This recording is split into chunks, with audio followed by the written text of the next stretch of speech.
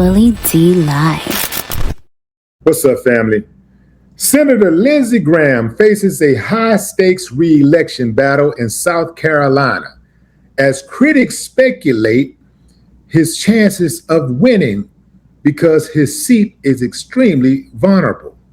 Despite intense political speculation, this uncivilized mutt is campaigning for a fifth term. So what do y'all think, fam? What do you think his chances of winning? If you've been following this, what do you think his chances of winning are? Give me a thumbs up if you think he got it. Thumbs down if you say, no, the old buzzard has to retire. He's out of here. He's done. That turkey is cooked. Let me tell you something, fam. Dude gotta go. Dude gotta go. But you know what? It's so many of them, fam. It's so many of these uncivilized mutts.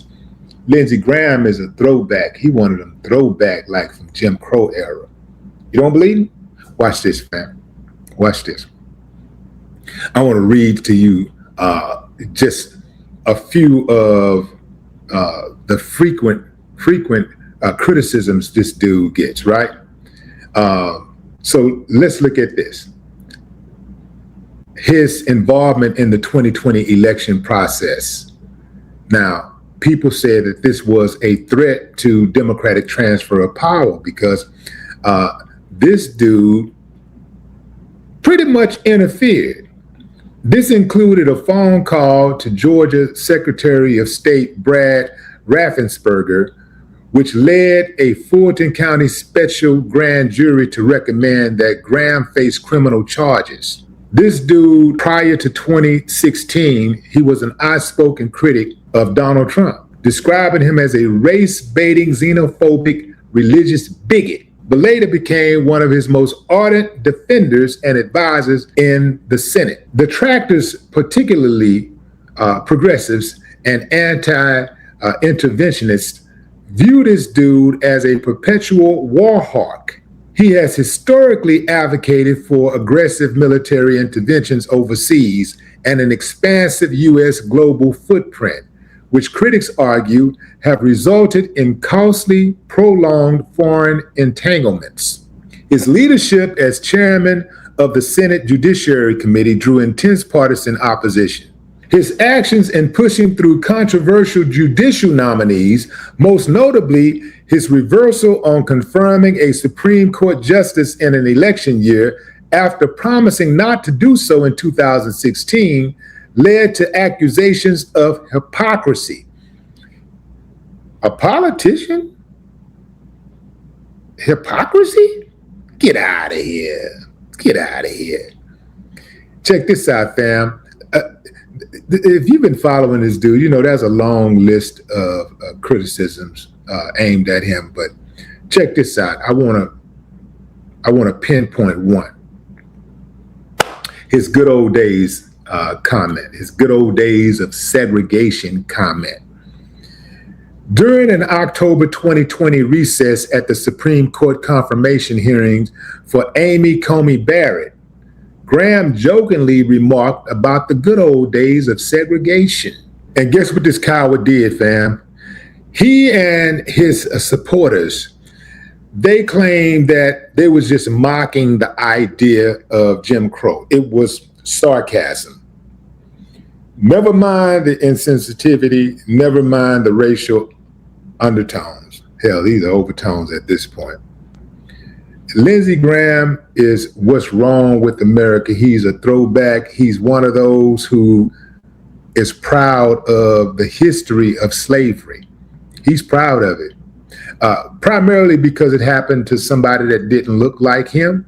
That's why he's proud of it. And the fact that he thinks he's superior, even though I can run down a whole list of inferior qualities about him, including his genetics. Okay, I could do that. But I'm going to spare you the disgust. Too early for that. Lindsey is nervous right now. He's extremely nervous. He's literally fighting for his freedom. Because if he don't win, if the Republicans don't control the Senate, they're out of here. If they don't get control of that Senate, they're out of here. And they know it. This is why they're doing so much in their power to try to cheat. This is why they're moving the goalposts. Lindsey Graham is a prime example. Mitch McConnell, he's on his way out. I mean, literally on his way out. He's about to go to the upper room. Yeah, man, he's on his way to the upper room. Yeah. Couldn't happen to a better guy. Yeah, man. Horrible people. Just horrible. You know what? When I think of these type of dudes, I think of the people, first and foremost, who voted for him. See, because they didn't get there by themselves. They have constituents. So there had to be somebody out there voting for them, campaigning for them, like donating money to them, right?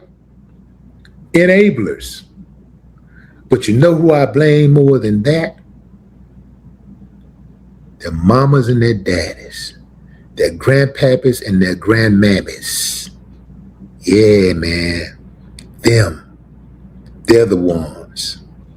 And they're the ones who are currently procreating and raising these uncivilized mutts who think like segregationists. Now, it's one thing to, live where you want to live and be separated and all. That's fine, fam. But these guys operate under some type of code of riding, night riding, like seeing somebody in an area that they don't believe they should be in and they want to attack them. They want to bend them to their will. They want to pretty much destroy their existence. They come from that school. And I'm saying those are the ones who need to be dealt with. I do not understand why people that look like me handle these people with kids' gloves. Why do they be arguing with them? I don't understand why when certain people are violated by these uncivilized mutts, why they address them as sir and ma'am. Sir and ma'am are terms used for people who you respect. I'm not saying sir or ma'am to nobody I don't respect. Point blank, period. But maybe they respect them, because you got some certain kind of people, man. It's something in their head. It's something in their head that make them like automatically show these people respect when they deserve none. These are people that don't show them any respect, but they show them respect. I don't understand that piece. I'm gonna figure it out one day. I haven't figured it out yet, but I don't respect nobody who don't respect me. I mean, nobody. And I respect everybody who respects me. See how that go? Yeah. Lindsey Graham, yeah, he's on his way out. He has right now, he's up against, there's in the primary, in the Republican primary, he has 6 opponents, I believe. So he got to get past them. That's going to probably end in a runoff, right? So he has to get past them. And then there's 3 Democrats in the Democratic primaries. That's 3. And so it's hard to kind of tell with a crowded field. I think it's a total of, so I guess my numbers are a little off, because I think it's a total of 12 candidates vying for his seat. Yeah, I didn't add there's a couple of other, what do they call them, moderates or something like that, libertarians or whatever, but independents. But there's a few others who are representing other parties. So it's a crowded field. Right now, even Republicans are upset with the Republican Party, and they want to see some change. I saw in Texas a Republican county, a red county, that's about to flip blue. Pellerico was campaigning in a red county, and nothing, I think it was a gymnasium, something, the whole thing packed. This is a small county, right? But these people are done with what's going on with this current administration.